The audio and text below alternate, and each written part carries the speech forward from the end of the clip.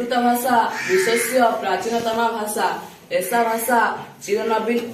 भाषा प्राचीनतमा अपि चिरनवीना भवति। प्राचीन युगे संस्कृतं भारतस्य राजभाषा आसीत्। जनाः संस्कृतेन आलापम् अकुर्वन्। वेद, उपनिषद, पुराण, काव्य, नाटकादि ग्रन्थाः संस्कृत भाषायाः रचिताः सन्ति। भारतस्य संस्कृत भाषायाम् एव विद्यते। अतः संस्कृतस्य आदरः आसीत्, अस्ति, भाष्यति च। शरीरे आत्मा एव भारते संस्कृतम् अस्ति। जीवनस्य दर्शनं संस्कृत भाषायां विद्यते।